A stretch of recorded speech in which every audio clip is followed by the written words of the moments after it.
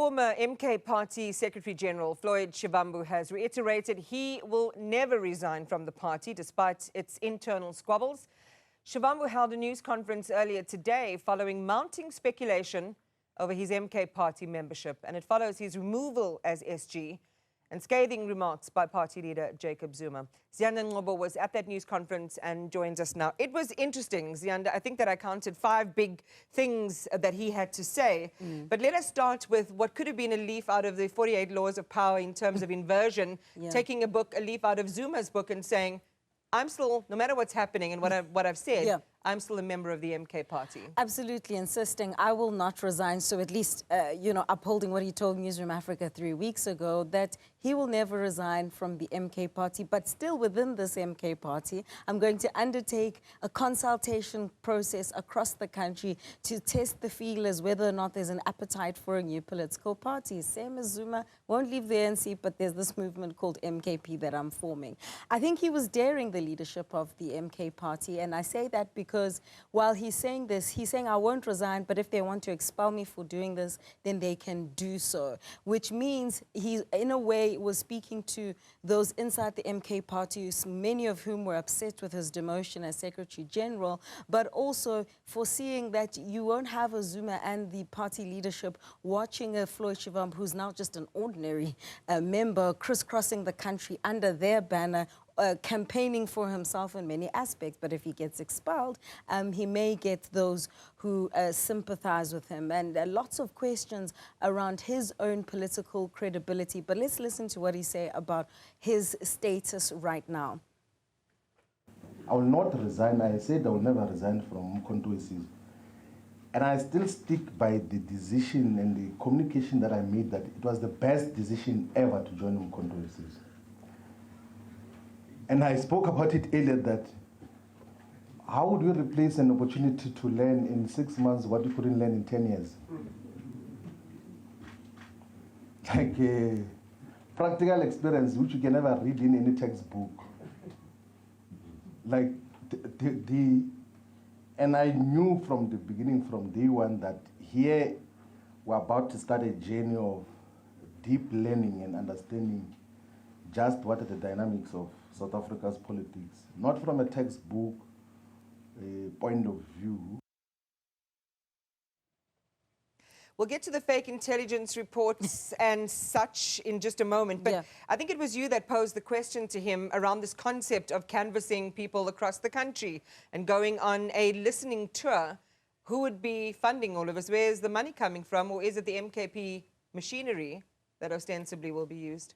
A vague answer, I'd say, because he started off by explaining that, even when he was Secretary General, he never once used the money of the MK party to fund his activities as Secretary General, which I think is actually quite ridiculous. How are you in a position, you've been mandated to go around and really organize the internal political party machinery, but you don't have funding.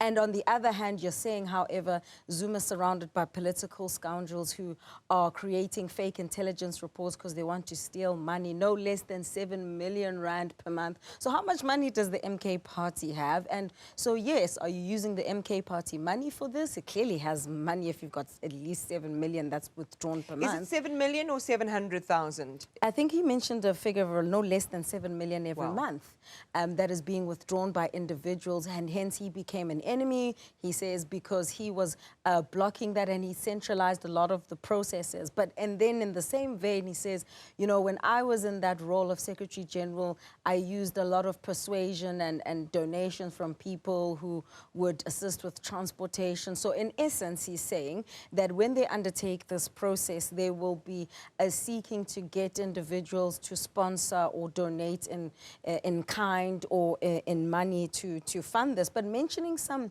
serious names about the people that they want to consult. Dr. Ivan Khoza, Patrice Matsipe, Dr. Michael Nkuna, these are all, names that are quite well known, church leaders, traditional leaders, the same handbook that Zuma applied when forming the MK party.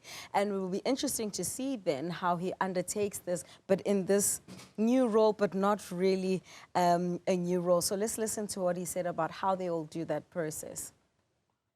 we'll be seeking opinions of different sectors of society as to, is there a need to form a political party? That is the first question that we're going to ask. That if yes, what should be the values and principles of that political party? And what should distinguish that political party from the existing political parties? So those are the questions that we're going to be asking. We're also going to ask as to how should that political party be funded? So those are the questions that we're going to be asking different communities and constituencies across South Africa.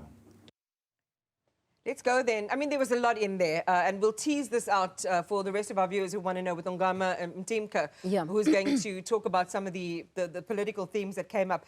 But he did talk about this plot that he feels targeted by, which is ostensibly a plot on his part to have the president ousted effectively or removed from power, or this fake intelligence report. It's something which is so interesting because throughout everything that he says, there's a Zuma thread in all of that. Yes. This is something Zuma himself cited once upon a time with regard to former crime intelligence boss Richard Mdluli. Yes. And it has a corrosive power in any party to either build your own support base or to tear you down. Floyd feels targeted by this and has said, I've got nothing to do with anything of the kind. Absolutely. I mean, he was even asked questions about his own leadership style, which he also wasn't quite, was a bit evasive in his response, whether or not he takes any kind of accountability for how that relationship is, at least between Zuma and himself, broke down. That fake intelligence report, we've been here before. Pravin Gordhan as well, when he was recalled and he was finance minister, he was in London and he was called back into the country because of an intelligence report, fake intelligence reports. It was interesting to notice how careful Shivambu was when speaking about Zuma, endearing words used, whom he respects so highly, but saying he's surrounded by political scoundrels who are abusing the fact that he's old and gullible. So which one is it? And which one do you believe? But certainly not much from him in terms of how he played a role in the breakdown in that particular relationship. South Africa's political lexicon, specific in its ambiguity. Ziyanda Ngcobo, thank you for that update.